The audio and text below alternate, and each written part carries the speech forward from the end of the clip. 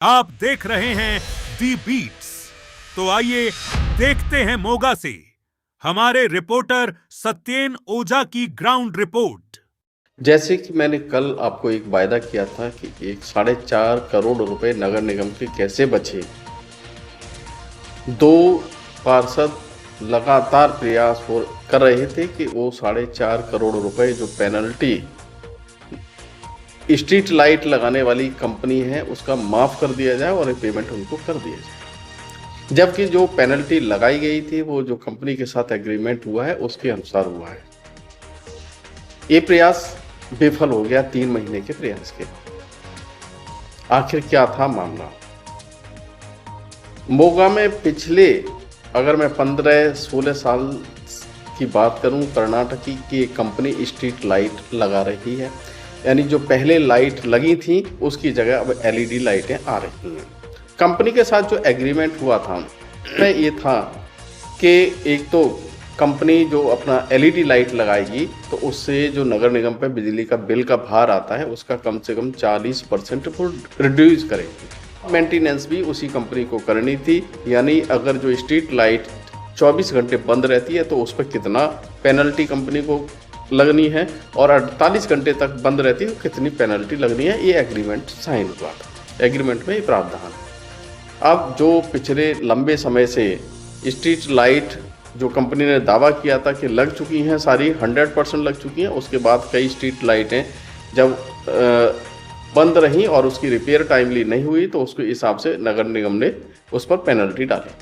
और वही पेनल्टी आज से 3 महीने जब नगर निगम के मेयर थे प्रवीण कुमार पीना, उनके अध्यक्षता में हुई बैठक में वो पेनल्टी डाली गई थी।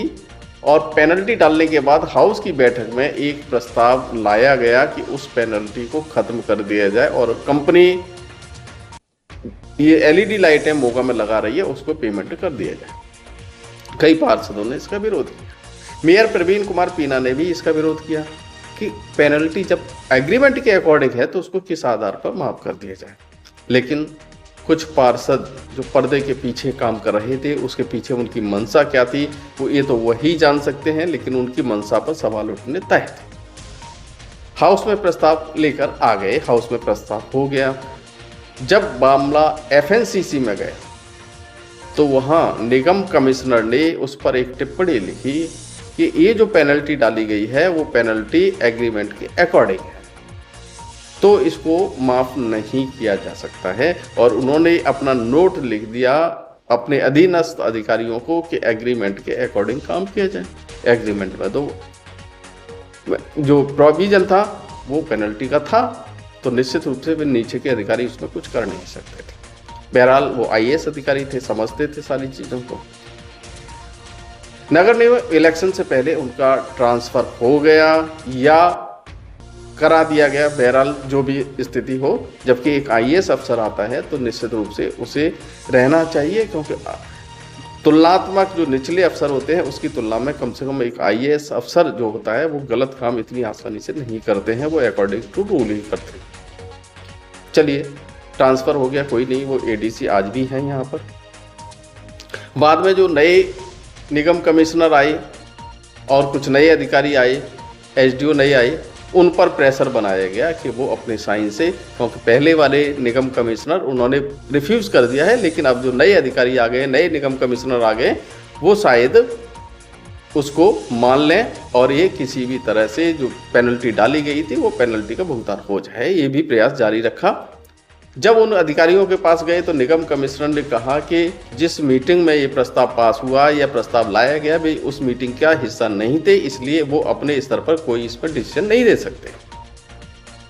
इसके बाद भी पेनल्टी माफ कराने के लिए जो लगे हुए थे, पर्दे के पीछे काम कर रहे थे, वो फिर एक एसडीओ के पास गए और उनसे आग्रह किया कि आप कम से कम इस फाइल पर साइन कर दो, क्योंकि पार्षदों ने तो साइन कर दिए हैं, कम से कम 32 पार्षदों के पेनल्टी माफ करने के पक्ष में साइन भी करा लिए। हद हो गई। जब एग्रीमेंट में है, जनता अंधेरे में बैठी रही, सड़कों पे अंधेरा छाया रहा, स्ट्रीट लाइट जली नहीं, फिर किस आधार पर पेनल्टी माफ कराने की पैरोकारी 2 पार्षद कर रहे थे? आप भी समझते हो, स्वाभाविक है बात। उन्होंने हिम्मत क्यों नहीं हारी, क्यों कराना चाहते थे, क्या मंशा थी, ये तो वही जानते। लेकिन उस अफसर ने भी, एसडीओ स्तर के उस अफसर ने भी लिख दिया, क्योंकि मैं उस मीटिंग का हिस्सा नहीं था तो मैं इस पर कोई टिप्पणी नहीं दे सकता है। अब कोई भी अफसर जब साइन करने को तैयार नहीं था, मंजूरी देने को तैयार नहीं था, तो आखिरकार फिर वो प्रस्ताव गिर गया और 3 दिन पहले ही नगर निगम को लेटर आ गया कि पेनल्टी माफ नहीं होगी। 3 महीने तक लगातार प्रयास किया गया कि जनता की खून पसीने से नगर निगम के खजाने में आई 4.5 करोड़ रुपए की राशि वापस बिजली उस महकमे को दे दी जाए, उस कंपनी को दे दी जाए जो एलईडी लाइट लगाने का काम कर रहा है। अब बताइए, जनता दुखी थी, जनता परेशान थी, स्ट्रीट लाइटों के लिए बार बार शिकायत कर रही थी, स्ट्रीट लाइटें ठीक नहीं हो रही थी, और कुछ पार्षद कह रहे थे कि उनकी पेनल्टी माफ कर दो। जनता परेशान है और आप जनता का धन लुटाना चाहते हो आखिरकार। तो दोस्तों, किस तरह से नगर निगम में इस समय लूट मची हुई है, कैसे कैसे प्रयास किए जा रहे हैं। कल जब मैं घंटाघर की बात कर रहा था कि कौन सा डिजाइन दिखाया गया, क्या प्रस्ताव पास हुआ, उसके उलट वहां बनाया जा रहा था। अब कल मैंने बोला था कि इसमें एक एसडीओ स्तर का अधिकारी था। ये निश्चित रूप से मैंने नाम किसी का नहीं लिया था, लेकिन इसका फायदा ये हुआ कि जब एक अधिकारी पर सारी बात चली गई, हालांकि मेरी एक हिस्सा था, मेरी एक रणनीति का हिस्सा था, तो आज कई अधीनस्थ अधिकारी कहूँ या नगर निगम के ही कुछ लोग वो डॉक्यूमेंट तक दिखा गए कि नहीं, जो प्रक्रिया है भुगतान की या कोई भी डिजाइन चेंज करने की या जो फैसला लेने की, उसमें एक अधिकारी जिम्मेदार नहीं हो सकता, एसडीओ लेवल का अधिकारी जिम्मेदार नहीं हो सकता है। अगर एक ही अधिकारी जिम्मेदार होता तो एसडीओ के ऊपर एक्शन है, एक्शन के ऊपर ऐसी है, वो पद खाली है, लेकिन जिम्मेदारी अतिरिक्त दी गई है और सबके ऊपर बैठे हुए निगम कमिश्नर। जब इतनी प्रक्रिया से कोई चीज गुजरती है तो आखिरकार एक एसडीओ ने फैसला कैसे ले लिया, यानी नीचे से ऊपर तक कहीं ना कहीं सबकी सहमति है और कहीं ना कहीं इन लोगों की सहमति से ही 22,50,000 रुपए के फंड का, आधे से ज्यादा फंड का दुरुपयोग करने की एक साजिश थी। अगर बाकी अधिकारी ये कह देते हैं उनका कोई भूमिका नहीं है, तो निश्चित रूप से फिर उस अधिकारी जिसकी गलती है उस पर कार्रवाई होनी चाहिए। अगर कार्रवाई हो गई तो सारा माजरा सामने आ जाएगा, सारी पोल खुल जाएगी, आखिरकार कौन कौन शामिल है।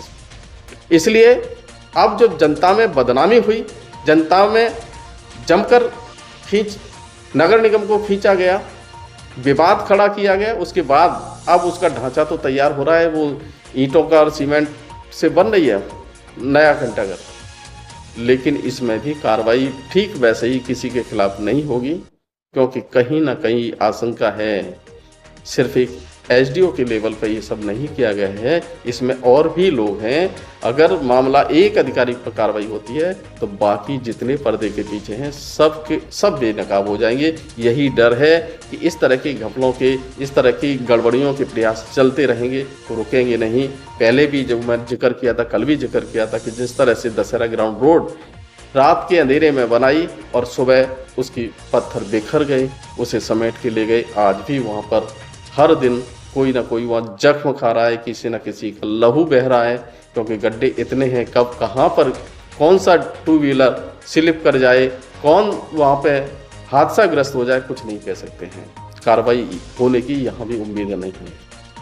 कार्रवाई होती है फिर समझ में आता है कि एक अधिकारी ने कर लिया हो, लेकिन ऐसा होगा नहीं। तो स्वाभाविक है जनता को खुद इस मामले में खड़ा होना चाहिए। जैसे घंटाघर के मामले में सामने आए लोग, तो जब तक लोग नहीं बोलेंगे इस तरह के घपले होते रहेंगे, जनता के धन की लूट होती रहेगी।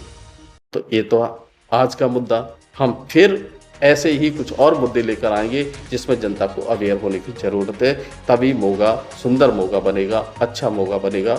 और अन्यथा इस तरह की लूट मची रहेगी, विकास के सपने दिखाए जाते रहेंगे, लेकिन विकास के नाम पर सिर्फ लूट होगी और कुछ नहीं।